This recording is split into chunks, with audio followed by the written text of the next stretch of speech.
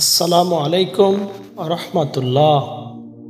আজকে আমি এমন একটি আমলের কথা বলবো যে আমলটি করলে আপনার চেহারার সৌন্দর্য বৃদ্ধি পাবে।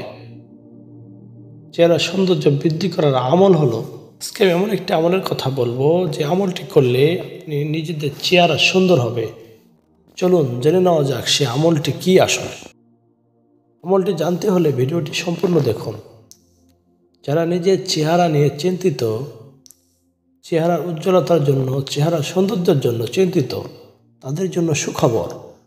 সুনানে ইবনে মাজার 231 নম্বর, মুসনাদে আহমদে 16,296 এবং 16,312, সুনানে দারেমি 217 নম্বর হাদিস।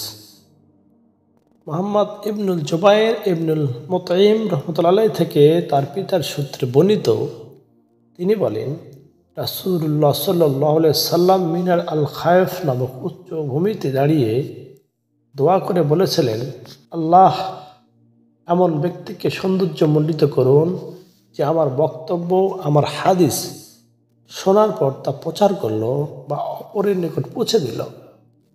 জ্ঞানীর অনেক বাহক নিজেরাই জ্ঞানী নয়, জ্ঞানের এমন বাহকও আছে যে তারা যাদের নিকট তা বয়ে নিয়ে যায় তারা তাদের চেয়ে অধিক জ্ঞানী। এই হাদিসের ব্যাখ্যাকারীগণ বলেন, এটা হলো আল্লাহ তাআলা রাসূল সাল্লাল্লাহু আলাইহি সাল্লামের দোয়া, আর নবীর দোয়া অবশ্যই কবুল হবে। সুতরাং যারা আজীবন নিজের চেহারাকে তরতাজা রাখতে চায়, নুরানি রাখতে চায়, সতেজ রাখতে চায়, আকর্ষণীয় রাখতে চায়, তাদের জন্য এই সহজ আমলটি করা উচিত। আমলটি যারা করেন তাদের জন্য আল্লাহ রাসূল সাল্লাল্লাহু আলাইহি সাল্লাম সৌন্দর্যের জন্য দোয়া করেন।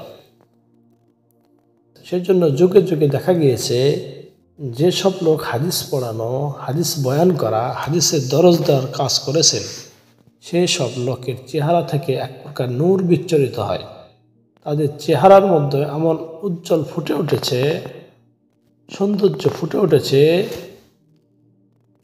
ফুটে ওঠে যা অন্য কারো চেহারার মধ্যে পরিলক্ষিত হয় না।